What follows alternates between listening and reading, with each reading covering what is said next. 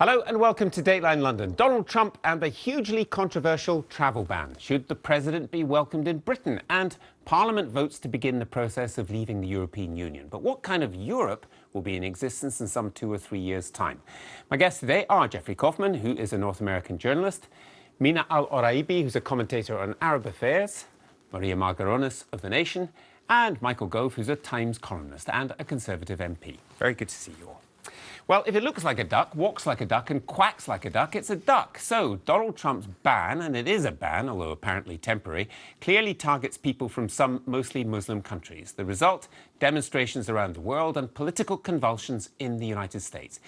Is this a political masterstroke, however, saying to Trump supporters, you wanted something done about Islamic terrorism? Well, here's something. Or is it, as domestic and international critics believe, shambolic and counterproductive?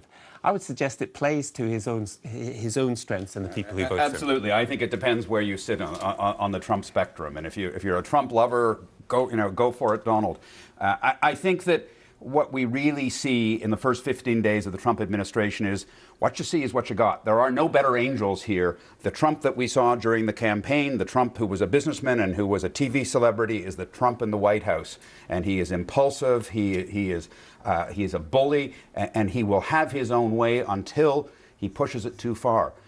It's just not clear where this takes us. I think it's very easy, if you're not an ardent Trumpite, to think that this is a really dangerous road he's taking America down. And just a final point, although on the people who voted for him, those people in business who are like him will also see this week, although it has fewer headlines in the United Kingdom, that he is planning perhaps to roll back on Dodd-Frank and regulations, on basically on the, quote, red tape that is tying up Wall Street and the financial community. I mean, how do you reconcile that with the little guy who he claims to speak for when he's going to give more power to the titans of Wall Street? Well, they'll create jobs and they'll, I mean, something like that. We shall see.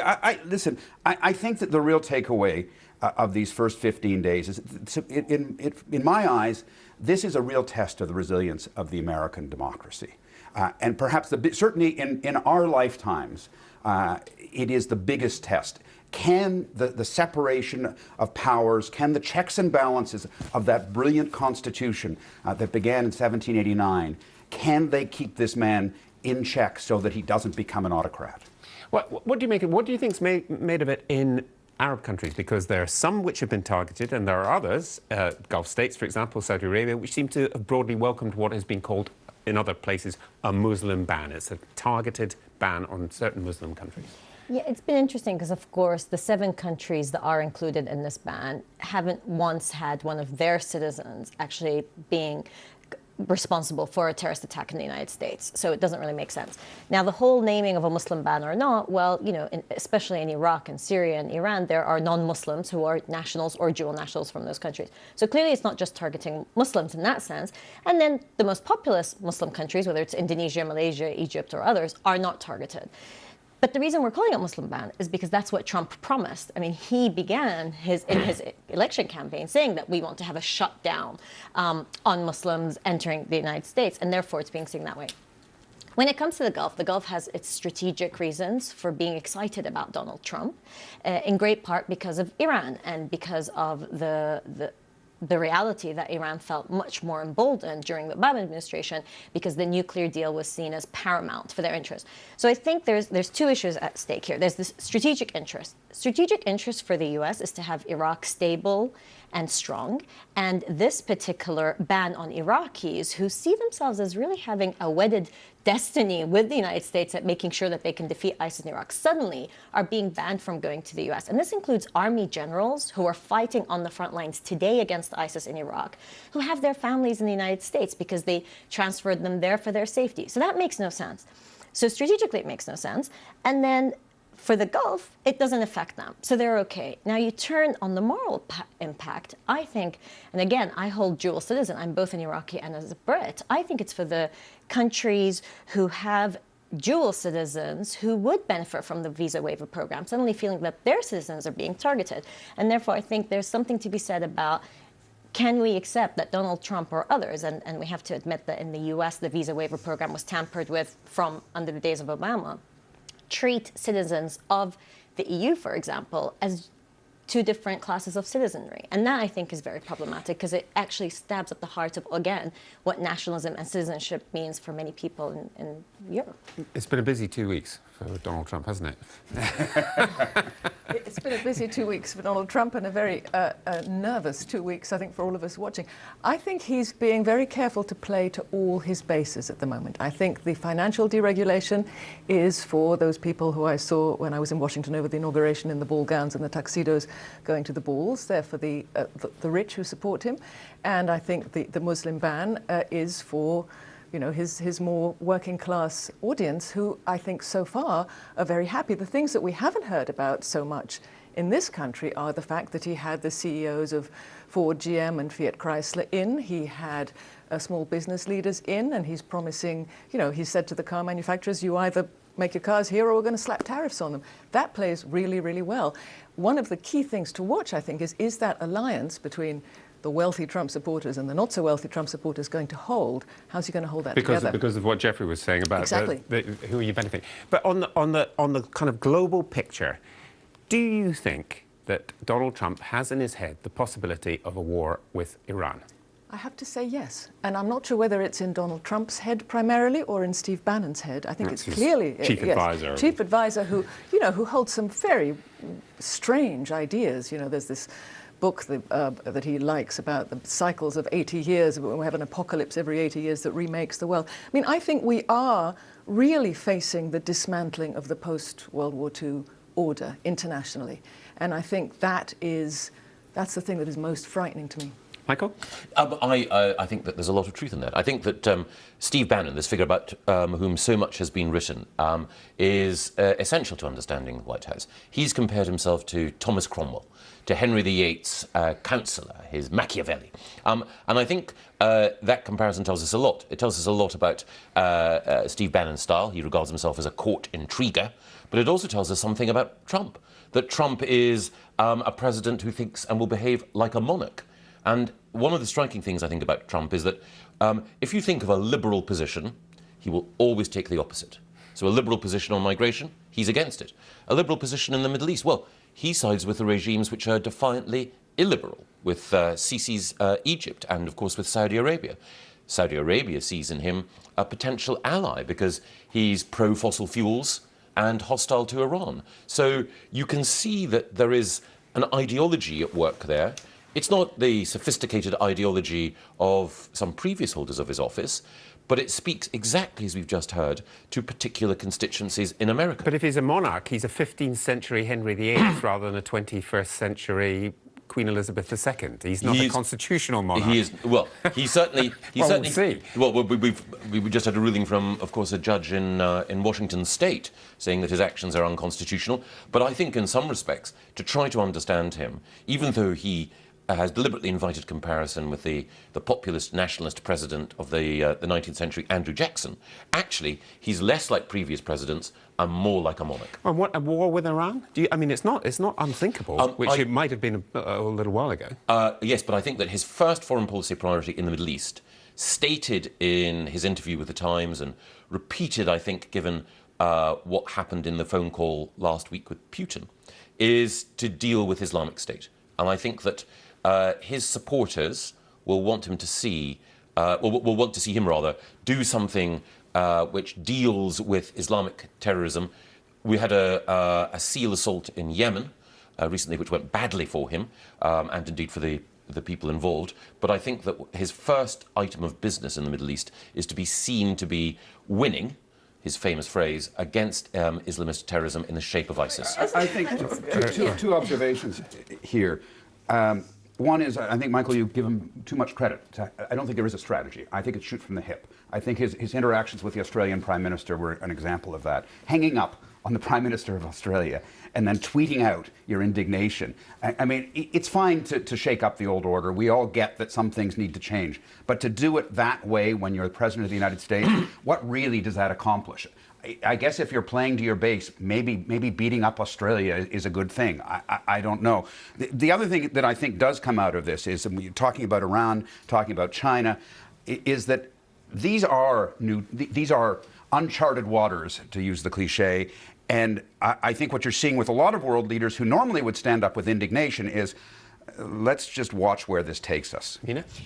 I think the point that Michael was raising about terrorism, and let's be clear, Al-Qaeda in the Arabian Peninsula is not the same as ISIS. What happened in Iraq and Syria that led to the rise of ISIS is not the same of what's happening in Yemen. And it is very dangerous if we start to think of the US as taking this very broad brushstroke of saying, okay, where are the bad guys, where are the terrorists, and we're going to strike at them, it'll be a success. And we saw, of course, the first very unfortunate attack in Yemen led to both the killing of civilians, but also U.S. Army personnel. So it's very dangerous if they're going to take, and it's clear that there are those sitting in the White House and close to the administration that are looking at the Middle East through this very, very naive or very crude approach of we're just going to put out the bad guys and terrorists. And I think it could really backfire when it comes to Syria, because in Syria, it's much more complicated than that. You see the relationship between Trump and Putin as being quite good. And I think it actually helps to have Moscow and Washington actually come together and try to sort out some of these issues, but not in a way that will look at all opponents of Assad as ISIS or terrorists and therefore can die. Do any of you think that, people can demonstrate and have their opinions, but do any of you think he should not be invited to the United Kingdom? I think he should not have been invited. He should not have I been. think he should not have been invited. But having been invited, should be now it's very disinvited. difficult. Now it's very difficult. I It mean, doesn't have to be a state visit. It can be an downgraded. official visit. He doesn't need to have a state visit. I thought that Theresa May's trip immediately to Washington in the way she did it was absolutely humiliating. And I mean, I felt embarrassed. But what should she have done? I mean, I'll bring in Michael. Obviously, you've got views on that. But what should the Prime Minister of the United Kingdom do when there's a new democratically elected President of the United States? She should wait. Oh, this she is needs not, him.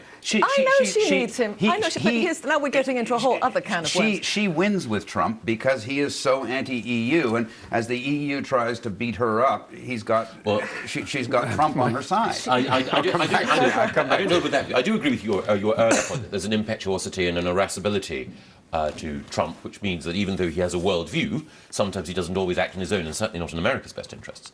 But the broader point about the Prime Minister going, because of that, I think it was a good thing for the Prime Minister to go. And the day after she left Washington, the Baltic states and the Polish governments all thanked her for securing from the President an explicit guarantee of 100% support for NATO. So if, and I believe the Prime Minister can, she can nudge, encourage or pin down the President on areas like support for NATO, then that has to be a good thing for the West. In terms, trust those things, he said he pledged 100% support for NATO. Is he going to hold to that? The guy is President of the United States. I just don't think you can constructively say he shouldn't be invited to the United Kingdom. If he is invited to the United Kingdom, as he is, there will be people who, like America, want to see a strong transatlantic arrangement and really worry that here is going to be the Queen and the President of the United States that many people in Britain dislike, and it puts the Queen in a difficult position. She will do her job, but it will be fine. I think the Queen has had to welcome into her home all sorts of people over the years who, if she were an entirely free citizen, she might not have wanted to invite. She'll do it with immense grace and dignity. She always does. Are you going to be working at the Foreign Office as a diplomat on this trip? Well, we shall see. What do you think? It's very difficult to disinvite somebody. Is there a way of doing a visit that is... It doesn't have to be a state visit. I mean, don't pull it out. Say this is an official visit. There is an important relationship. And again, we have to remember, Trump is not everything that America holds, and America is not only entirely Trump, but when it's him coming on a state visit, it is him being feted, and he doesn't need to be feted, given that what his positions are. There will be massive demonstrations, will there not? There will be massive demonstrations. There are demonstrations ongoing in London. What it was like when George Bush came and all of London was basically in shutdown. Imagine what it would be like when Trump comes. Well, he may end up in Balmoral playing golf. He may. Well, I think that's what he wants to do. But this was an unprecedentedly early invitation for a state visit. I don't think it's ever happened before that a US president's been invited within the first 2 weeks. And I think, it smacked of desperation, really. OK, let's move on. Because Britain voted to get out of the European Union. More details to follow. That is the continuing refrain from the government as the Prime Minister tried to encourage more European spending on NATO, as Michael was mentioning. But with discontent about migration across Europe, could we be witnessing the slow unwinding of perhaps a Schengen zone, of the euro, and even of the EU itself? Do you think, I mean, it's going to be a pretty traumatic year. We've got elections in all kinds of places. Yes. We've got far-right candidates who might win, who knows, and people who are really opposed within Holland, within France in particular, to the EU itself? I think that the foundations will shake as never before, but I suspect that the principles of the direction that Europe's been taking in the past will probably remain. So I think in France, because of the implosion of François Fillon, the Conservative candidate in a corruption scandal, we're likely to have Marine Le Pen in the final two against probably Emmanuel Macron.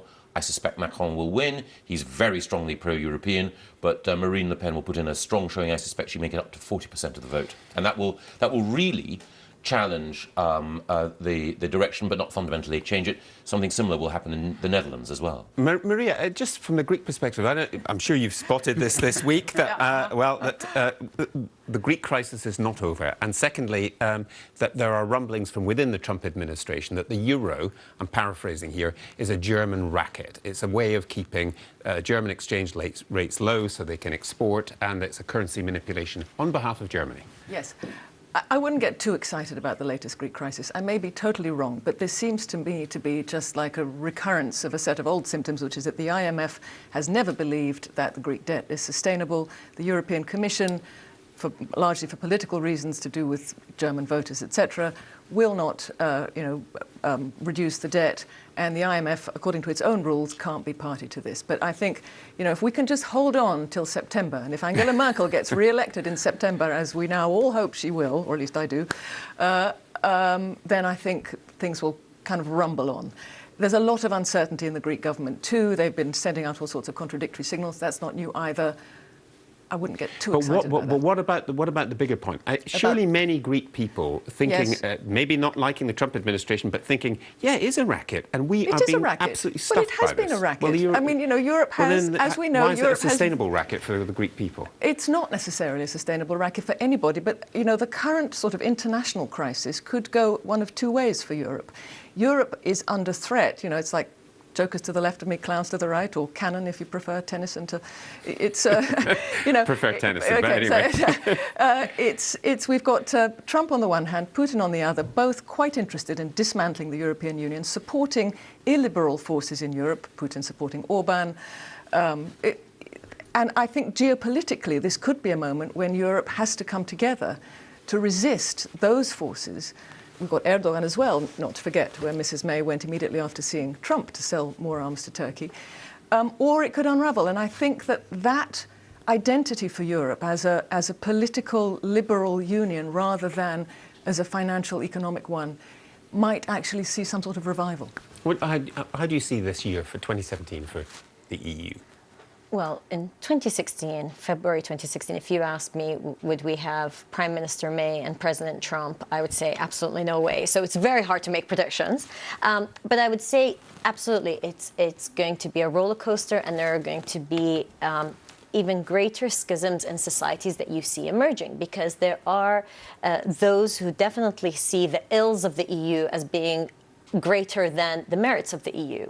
I would argue that actually what we have in Europe, and having had peace at the heart of Europe for over 70 years, should not be ignored or taken for granted, because I think one of the issues has been complacency.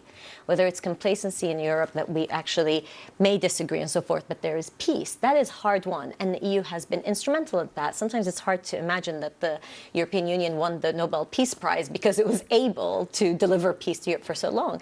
And of course, we see what's happening in the US, and I do think what happens in the United States affects liberal democracies around the world. And so we're going to see this push for illiberal forces, protectionism, nationalism with an ugly side rather than patriotism really coming up, that will affect Europe and how it goes forward. So the elections are of huge importance, but also what happens after elections.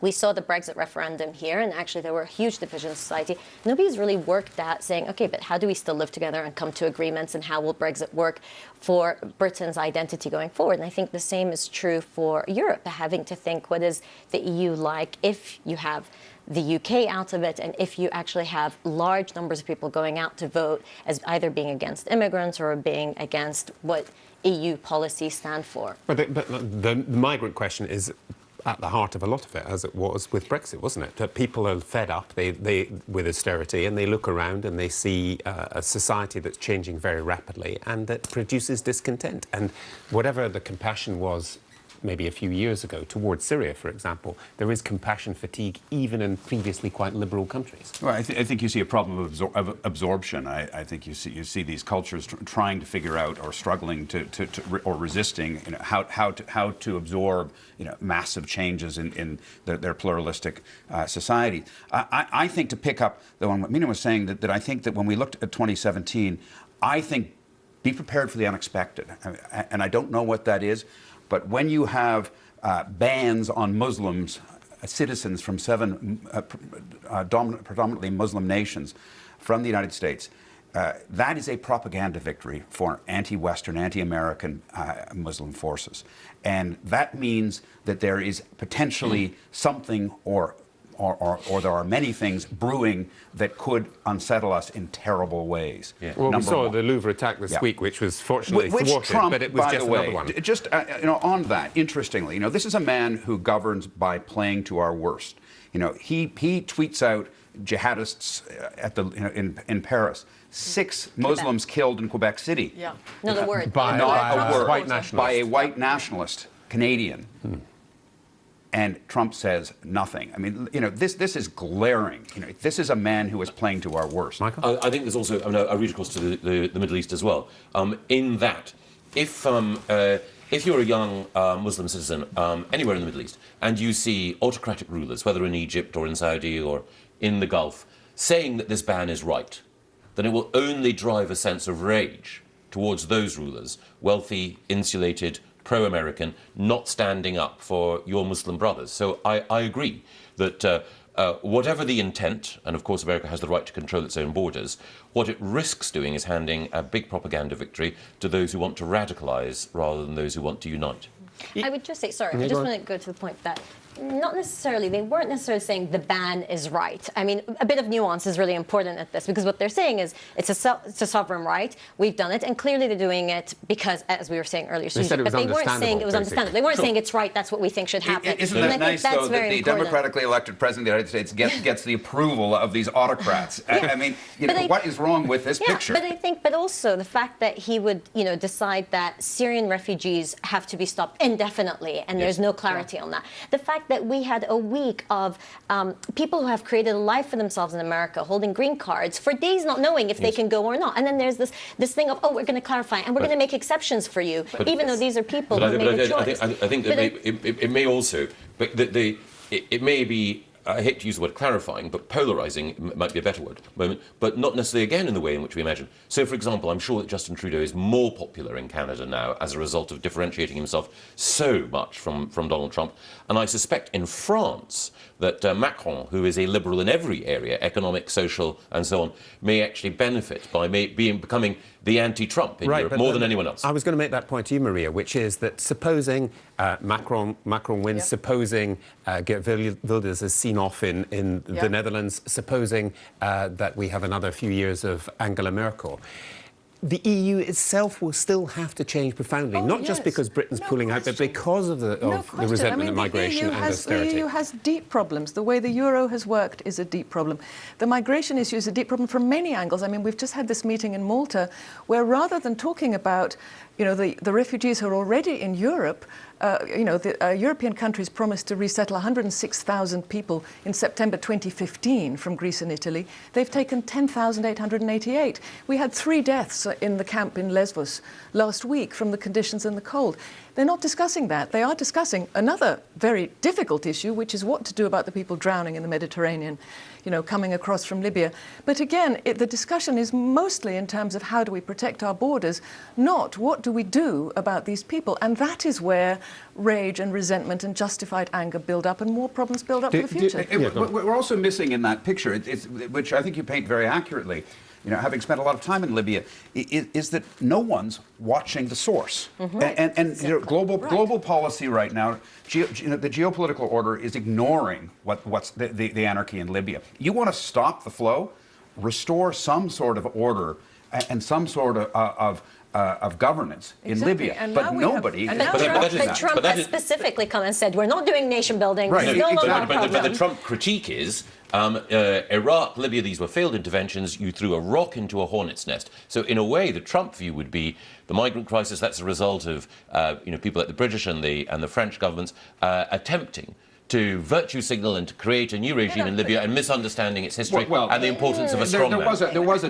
There was a I supported the intervention. But in that sense, Trump and people in America who support him would say the lesson of intervention is it makes things worse, not better. Yeah, I definitely want to second your point, because this is the point of where is the source, why are people having to leave? Partly because of failed policies that are emitting from Washington, London, Paris, but also because of failures within those countries that we can't deny.